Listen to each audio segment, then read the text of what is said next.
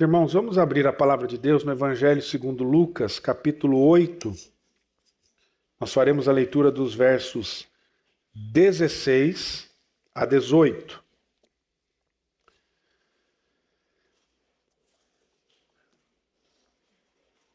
Assim nos diz a palavra do nosso Deus. Ninguém, depois de acender uma candeia, a cobre com um vaso ou a põe debaixo de uma cama. Pelo contrário, coloca sobre um velador, a fim de que os que entram vejam a luz. Nada há oculto que não haja de manifestar-se, nem escondido que não venha a ser conhecido e revelado. Vede, pois, como ouvis, porque ao que tiver, se lhe dará, e ao que não tiver, até aquilo que julga ter, lhe será tirado. Senhor, mais uma vez nós queremos nos colocar diante de Ti e agora clamando pela Sua graça e a misericórdia do Senhor na exposição da Escritura, para que sejamos instruídos pela Tua palavra, direcionados por ela e possamos responder a ela de maneira obediente. Que as palavras dos meus lábios, o meditar do meu coração sejam agradáveis na Tua presença, meu Senhor, minha rocha, meu Redentor, amado da minha alma, em nome de Jesus. Amém. Interessante essa realidade que nós enfrentamos da escuridão. Agora, especialmente nessa época, a gente vê a cidade muito iluminada por conta do Natal e mesmo à noite você vê a cidade iluminada, mas é muito ruim para nós, especialmente quando nós temos falta de luz, falta de energia. Eu não sei se você no meio disso tem essa capacidade de enxergar no escuro. Eu brinco que lá em casa minha esposa ela tem essa capacidade e eu não. Eu à noite é uma coisa difícil para mim. E na minha casa, agora a gente já vai, na sua casa muito provavelmente também, você já memoriza os lugares onde tem um móvel, onde tem alguma coisa ali, e você vai andando tranquilamente. Mas é uma situação e uma capacidade que, infelizmente, nós não temos. Mas é interessante essa perspectiva da luz em meio à escuridão. Nós estamos agora no mês de dezembro, e as casas, prédios ficam enfeitadas com luzes. Mas nós entendemos que isso tudo tem um significado, um símbolo. Nós estamos no tempo do Advento, uma época em que nós nos preparamos para o Natal. E é o momento de nós celebrarmos a chegada, o nascimento de Cristo, onde a verdadeira luz veio ao mundo.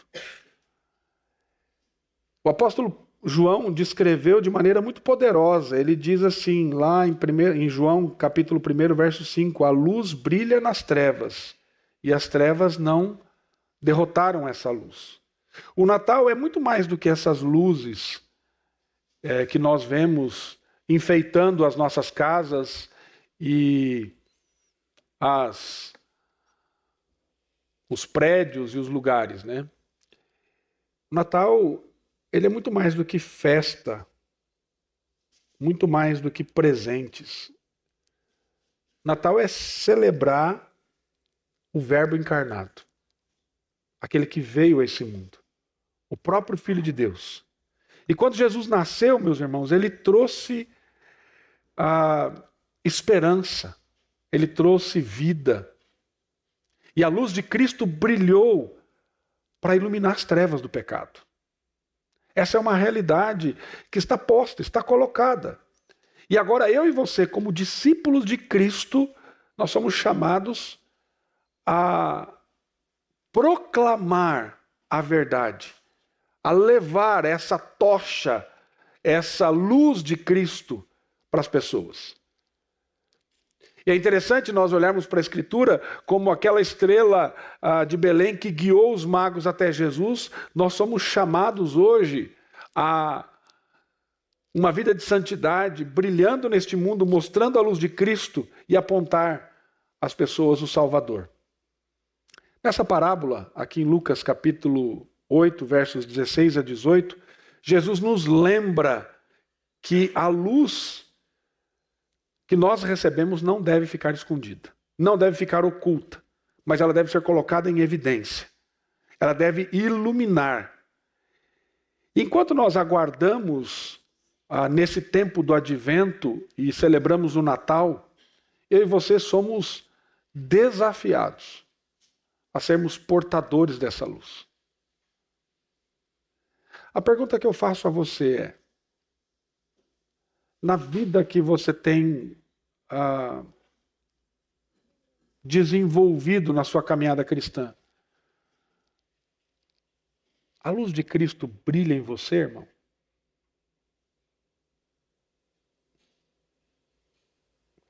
Acho que essa é uma reflexão muito sincera que você tem que fazer. A luz de Cristo brilha na sua vida? Você reflete a beleza, a majestade, a glória de Cristo através da sua vida? Aqui no texto nós vemos o poder da palavra para iluminar a nossa vida. E Jesus ele usa figuras diferentes para ensinar a mesma lição.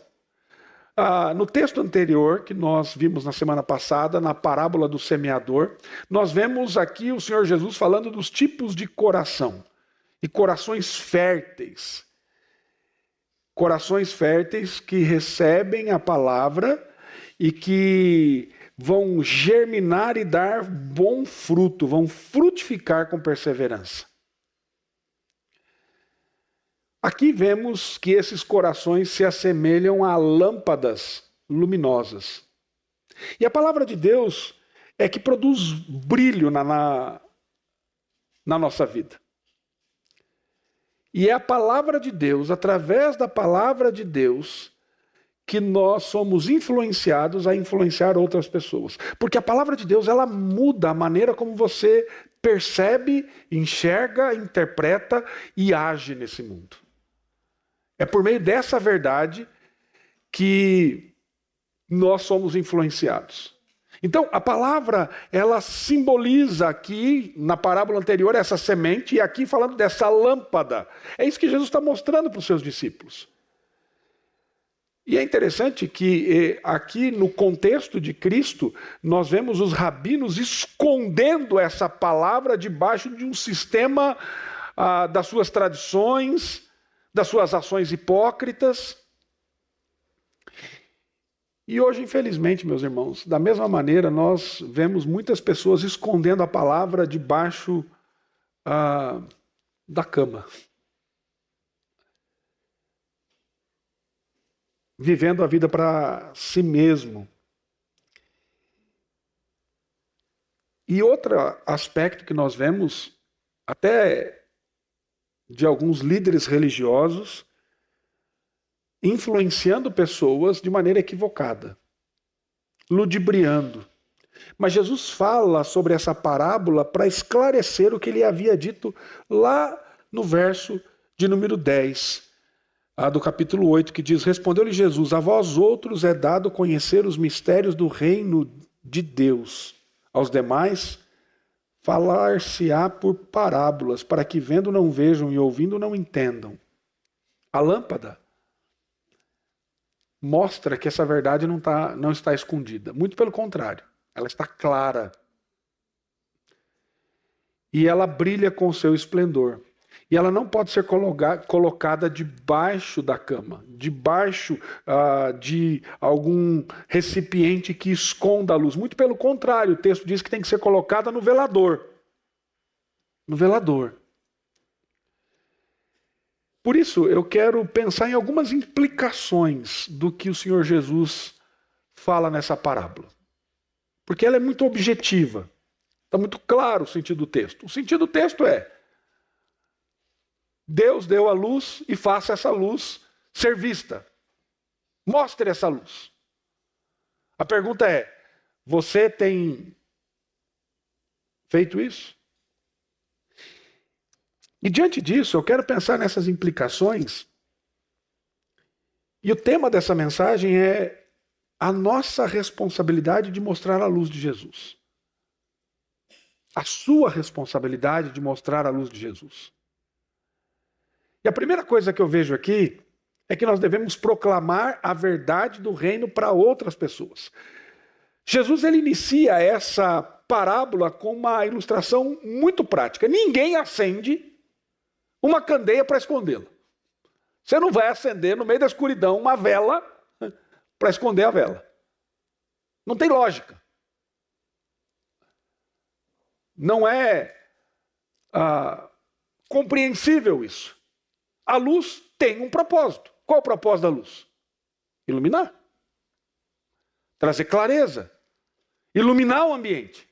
E a ideia de luz aqui ela é muito básica. Ela mostra a clareza da sua finalidade. Pastor, mas eu sei disso. Eu sei que você sabe. Aí eu pergunto, sabe mesmo? De verdade? Você sabe que a luz da palavra de Deus, revelada em Cristo, na sua palavra, tem o poder de iluminar a nossa vida, a nossa percepção e o coração das pessoas? Essa verdade ela é poderosa e transformadora, por mais simples que ela seja, querido. Só que ela deve ser proclamada. A palavra candeia que representa tanto o evangelho quanto o testemunho na vida dos seus discípulos. E aqui nós vemos alguns verbos interessantes, né? Ele usa que ninguém depois de acender uma candeia a cobre com um vaso ou a põe debaixo de uma cama. Pelo contrário, coloca o verbo colocar aqui sobre um velador, a fim de que os que entram vejam a luz.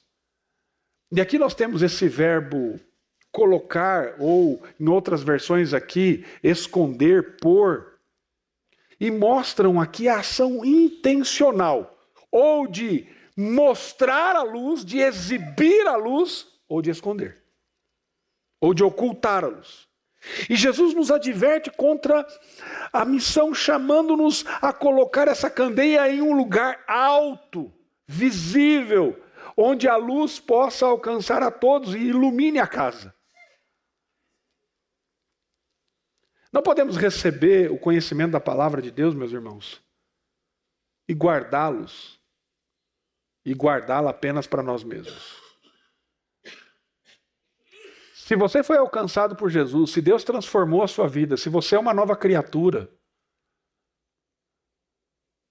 e você não compartilha da luz de Cristo, se você não fala do amor de Jesus para as outras pessoas, meu irmão, eu vou dizer uma coisa muito clara para você. Você está em pecado. Se eu não falo do amor de Deus, eu estou em pecado. Se nós, como igreja, não compartilhamos o evangelho, nós estamos em pecado, nós estamos escondendo a luz de Cristo. E não foi para isso que Cristo nos chamou. Jesus nos adverte nesse sentido, nós não podemos receber esse conhecimento da palavra, a luz de Cristo, e esconder. Não faz sentido ter uma luz escondida debaixo da cama. Mas pastor, é muito básico isso. Exatamente. E aí vem a minha pergunta. O que você tem feito com a luz de Cristo? A luz da verdade não nos é dada para ser retida, para ser guardada, mas para ser proclamada. Eu preciso proclamar e compartilhar da verdade de Jesus. Nós precisamos falar dos tesouros da graça de Deus para aquelas pessoas que não foram alcançadas por Jesus. Queridos, Deus tem chamado você para um relacionamento íntimo, para uma intimidade com Ele, para um relacionamento de transformação. E como eu disse já anteriormente, a salvação é apenas o início da nossa caminhada cristã. E nós não podemos nos calar, nem nos omitir. O reino de Deus, meus amados, não é uma religião de mistério, nem de uma doutrina fechada, mas uma verdade para sair do esconderijo e alcançar as pessoas nesse mundo. Um filho do reino precisa ser um embaixador do reino, um anunciador de boas novas, um arauto da verdade, um facho de luz a brilhar diante desse mundo marcado pelas trevas, marcado pelo pecado, marcado pela corrupção. E qual é o método de Deus para isso? A igreja. A igreja é o método que Deus usa para alcançar o mundo. E quem é a igreja? Esse lugar aqui? Então, pastor, vamos fazer o seguinte, vamos iluminar bastante a igreja aqui. Vamos colocar a luz de todo lado aqui para que o bairro inteiro da Pompeia veja que aqui tem uma igreja. É esse tipo de luz que Jesus está falando? Não, querido. É você. É você. Sou eu. Nós que moramos aqui. Nós temos que proclamar o evangelho. E se você não proclama o evangelho, você está em pecado. Em desobediência. A evangelização dos povos, queridos, ela é uma tarefa imperativa, intransferível, impostergável. Ela é uma tarefa minha, sua, nossa, e nós não podemos negligenciar isso. Nós precisamos dizer aos famintos que nós encontramos comida, que nós sabemos onde tem comida, que nós encontramos o Messias, que nós encontramos o Salvador, que nós encontramos o Redentor, que Ele vive. Nós precisamos pregar a tempo, a fora de tempo. Nós precisamos aproveitar as oportunidades que o Senhor nos dá de compartilhar o Evangelho. Mas nós somos mesquinhos, egoístas, nós pensamos só em nós, pensamos somente na nossa família, e aí você diz assim, eu estou pregando para os meus filhos, isso é a sua tarefa mesmo, não faz mais do que a sua obrigação, como dizia meu pai. Chegava para meu pai e falava assim, pai, eu cortei a grama, ele não fez mais que obrigação, esse é seu dever mesmo. Pai, eu arrumei a cama, eu fiz isso, mas eu espero que você faça isso todo dia. Era assim, na lata. Então, querido, deixa eu te dizer uma coisa. Se você está pregando para os seus filhos, você não faz mais do que a sua obrigação. Porque Deus te deu essa função e te deu os filhos para você pregar para eles mesmo. Agora, o que você tem feito além disso? Para quantas pessoas nesse ano você falou de Jesus? 1? 2? 3? Eu tinha que ter vergonha. Se esconder debaixo da cama. Porque é isso, queridos. É isso. Nós estamos negligenciando a palavra do Senhor.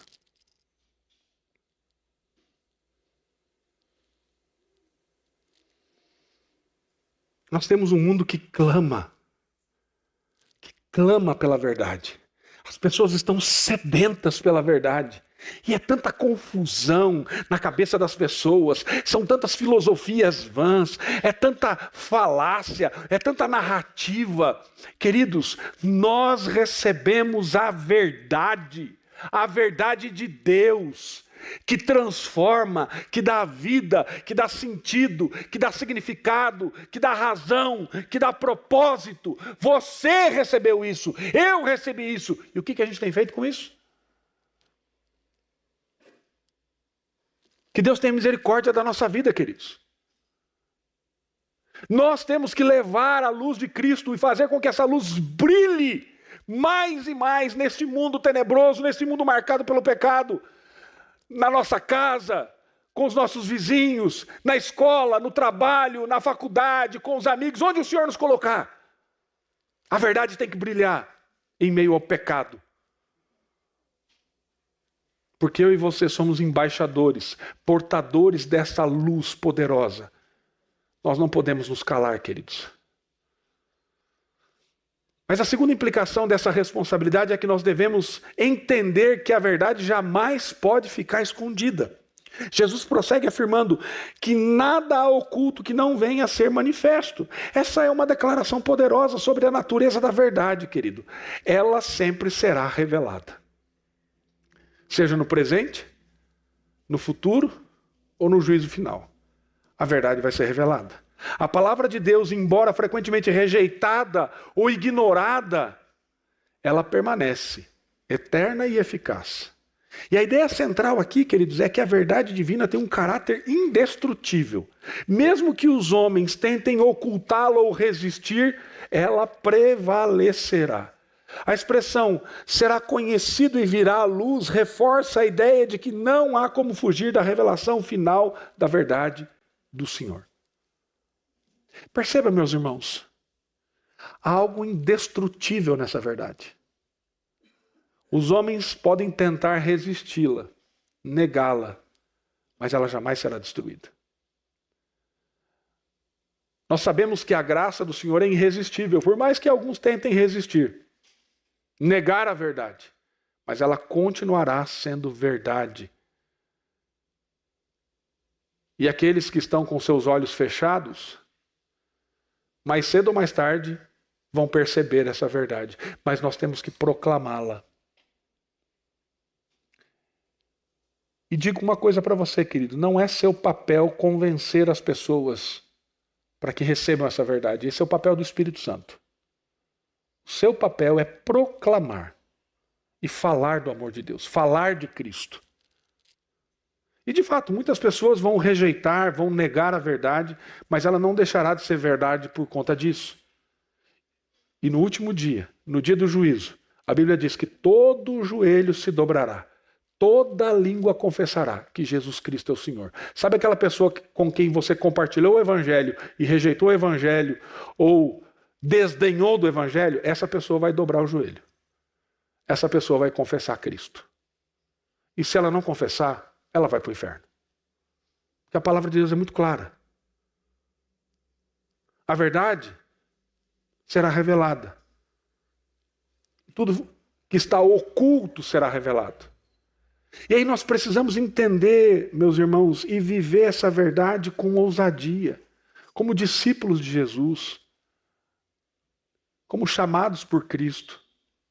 Nós precisamos enfrentar essa oposição e essa resistência, falando da verdade, mostrando a verdade, com integridade, com amor, sendo marca da nossa vida. Nós devemos investir sim na educação bíblica dos nossos filhos para que eles levem a mensagem do Evangelho, para que eles preguem o Evangelho, para que a luz de Cristo brilhe através da vida deles. Mas nós vemos outra implicação muito importante aqui no texto. Verso 18. Primeira parte, diz assim: vede, pois, como ouvis. Jesus exorta: vede, pois, como vocês estão ouvindo. Veja como vocês recebem essa mensagem. Essa frase se destaca e mostra a importância da atenção, do discernimento para a recepção da palavra. E é interessante, queridos, essa questão aqui, porque quando nós falamos sobre atenção, nós damos atenção àquilo que nos é importante.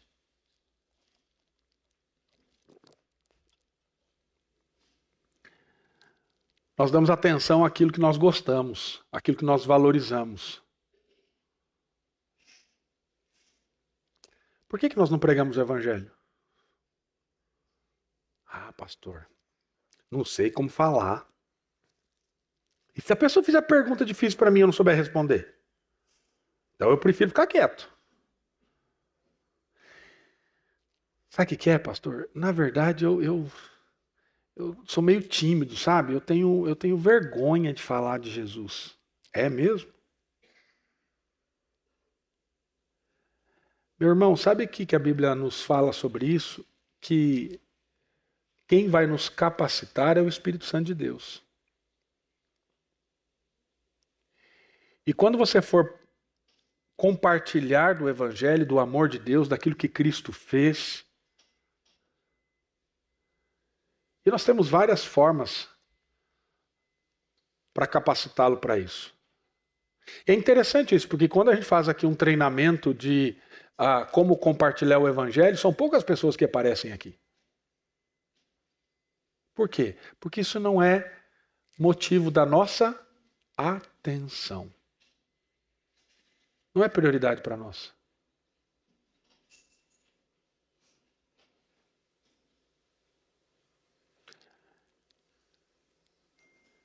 E nós somos exortados a refletir sobre como nós ouvimos, como nós inclinamos os nossos ouvidos, como nós damos atenção. E ouvir, queridos, não é algo passivo, mas é um ato ativo que exige reflexão e ação. E o verbo aqui vede sugere vigilância, cuidado no ato de ouvir. Jesus frequentemente usava uma expressão que inclusive usa aqui no texto anterior, no verso de número 8, que ele diz assim: quem tem ouvidos para ouvir, ouça. Para quê? Para enfatizar a intencionalidade de você prestar atenção naquilo que o Senhor está dizendo. Nós vemos essa expressão várias vezes também lá nas cartas escritas pelo apóstolo João, enviadas às igrejas da Ásia Menor, lá no livro do Apocalipse. Aquele que tem ouvidos para ouvir, ouça. E lá nós temos o quê? Para aquelas 7 igrejas nós temos várias exortações. Aquele que tem ouvidos para ouvir, ouça. O que Jesus está dizendo? Preste atenção. Preste atenção àquilo que eu estou dizendo. Isso é importante. E a responsabilidade de ouvir não termina na recepção. Querido, a sua vida cristã não é feita de sermão após sermão, de domingo após domingo.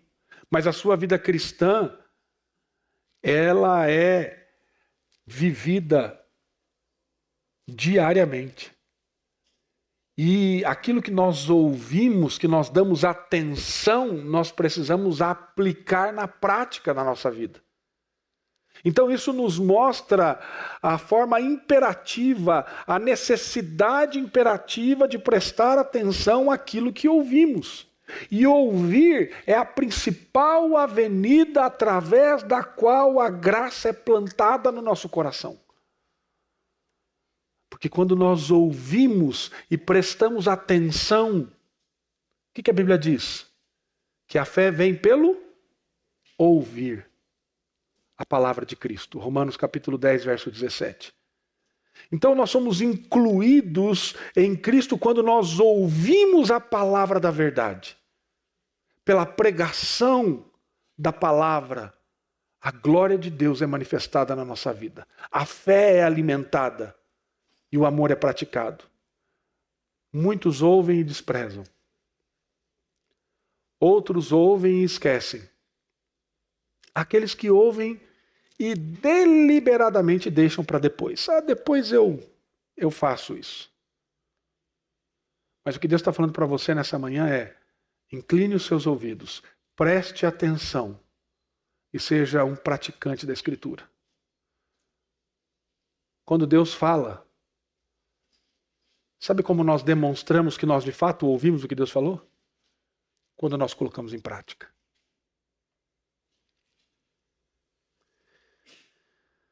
E por último, a última implicação, a quarta implicação, nós devemos fazer o uso diligente dos privilégios espirituais que o Senhor nos dá. Verso 18, segunda parte diz: porque ao que tiver se lhe dará, e ao que não tiver, até aquilo que julga ter lhe será tirado. Jesus conclui dizendo isto. E esse é um chamado, meus irmãos, a sermos diligentes, a sermos responsáveis, a responsabilidade daquilo que o Senhor tem colocado nas nossas mãos. E a expressão ao que tiver refere-se àquele que utiliza, que valoriza aquilo que recebeu. As oportunidades que Deus lhe dá. Por outro lado, aquele que, a expressão ao que não tiver, indica a negligência, a indiferença em relação àquilo que o Senhor tem colocado sobre a vida dessa pessoa. E quando nós pensamos em questões espirituais, no reino de Deus, meus irmãos, é impossível você ficar imóvel, estático, parado. Como eram conhecidos os discípulos? Alguém lembra dessa expressão? Aqueles que eram do caminho. Percebe? Não dá para ficar parado, querido. Nós estamos no caminho. Nós estamos andando. Nós estamos indo diretamente ao autor e consumador da nossa vida. Então, o que o Evangelho faz conosco é nos movimentar. Você foi salvo? Glória a Deus por isso. Você conheceu a Jesus? Glória a Deus por isso. Se você ainda não conheceu a Cristo, Ele quer transformar a sua vida. Ele quer mudar seu coração. Mas, querido, não para aí. Não para aí. A vida cristã é um movimento da graça, onde nós vamos nos despojando do velho homem, nos renovando do novo homem criado em justiça e retidão, nos revestindo desse novo homem, e aí nós vamos caminhando. E queridos, veja bem, a adoração, diz o John Piper, é o combustível para a missão. Nós estamos aqui para adorar, para sermos impulsionados a proclamar o Evangelho. Eu quero fazer um desafio a você. Uma tarefa de casa. Chega em casa hoje, pegue um caderno, pegue uma folha, escreva pelo menos 10 razões do porquê você não compartilha o Evangelho.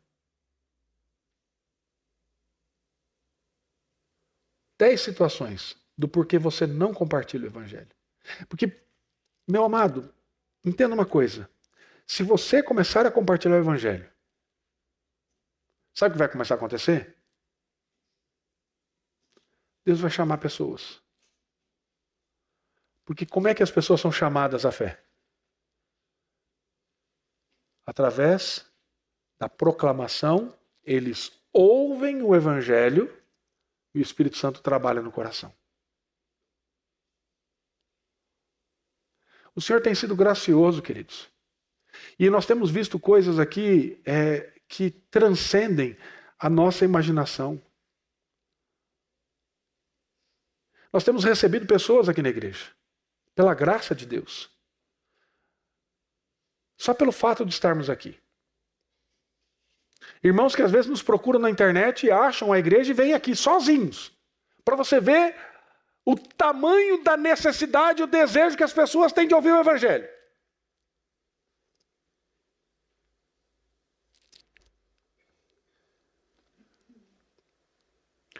Não quero citar nomes, para não expor ninguém, mas a pessoa sabe disso. E visitando essa pessoa certo dia, junto com um presbítero, que foi a uma igreja levada por alguém e procurou uma igreja perto da casa dela. E aí o esposo disse assim, mas você vai lá, mas ninguém te conhece? Não vão te receber lá. Ela, vou lá conhecer. E veio conhecer. E pela graça de Deus está aqui. E o Senhor Jesus trabalhando no coração. Sabe o que é isso, querido? Isso é desejo de Deus. Colocado no coração das pessoas. É desejo pela presença do Senhor. Então, meu irmão, deixa eu dizer uma coisa para você. Não esconda a luz debaixo da cama. Porque tem pessoas desejosas de ouvir o Evangelho. E veja, eu não estou dizendo que você tem que pegar a pessoa assim, vamos lá na minha igreja, e vem para cá, e traz ela para cá. Não, você pode convidar sim para vir, mas você tem que falar do amor de Cristo. E o vir à igreja é consequência. Mas também é um ato que você pode fazer para que a pessoa esteja aqui e ouça o Evangelho. Queridos, obediência implica e resulta em bênção. Desobediência vai desembocar em prejuízo para nós. Aquele que foi alcançado por Cristo, pela verdade, e despreza esse privilégio, está cometendo um grave pecado e perdendo a grande oportunidade. A preguiça, a inércia, elas são severamente combatidas na Escritura. Provérbios capítulo 13, verso 4 diz: o preguiçoso deseja e nada tem, mas a alma dos diligentes se farta. Se nós desejamos uma vida espiritual abençoada, bem-sucedida, nós devemos nos mover. Nós temos que passar para outra margem, queridos. Nós temos que ir além de onde nós temos estado. Eu não posso me conformar só com o que eu estou vivendo. Eu tenho que ir além. Eu tenho que atravessar o rio. Essa semana foi interessante. Nós tiramos alguns dias de descanso, eu e minha família. E nós fomos para a praia. E aí, perto da praia que nós estávamos, tinha um rio que se encontrava com o mar. E aí nós fomos fazer caminhada. Estávamos fazendo caminhada e, certa altura, os meninos, papai, tem um mangue lá, vamos lá no mangue, não sei o quê. E nós chegamos no local. E eu olhei assim e falei, vou atravessar para o outro lado. E aí eu fui atravessando. Pensando que minha família me seguiria. Quando eu olho para trás, eles estavam para o outro lado. Às vezes a gente fica assim, queridos. A gente vê algumas coisas, sabe que tem que ir para o outro lado, que tem que ir avante, que tem que ir além, e nós paramos.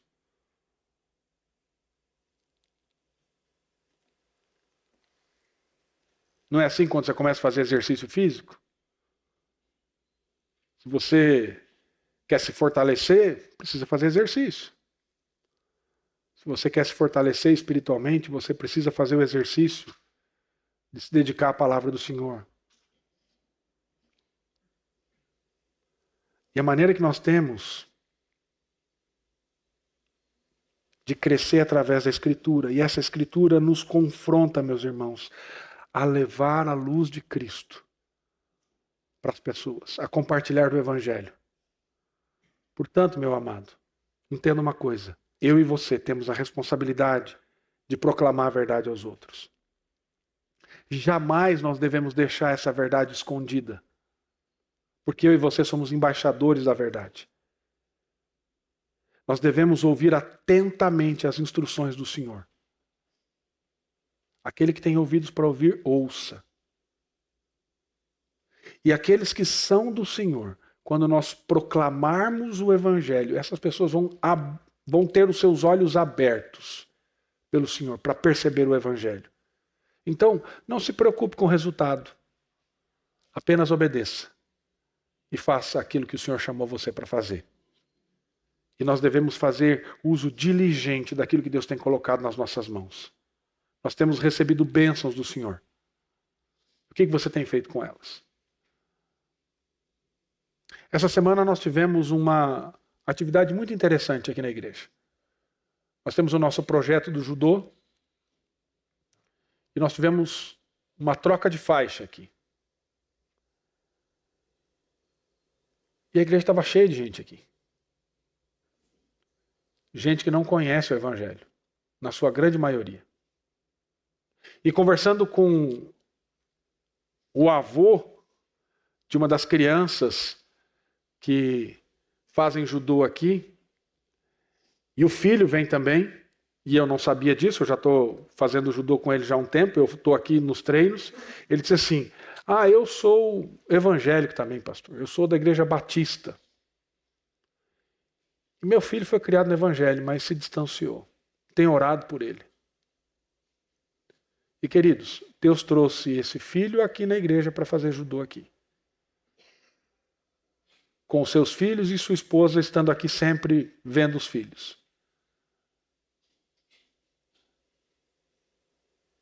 Quando aquele homem compartilhou isso comigo, na hora eu me tornei responsável por pregar o evangelho a esse rapaz que já ouviu o evangelho na infância e que se distanciou do evangelho.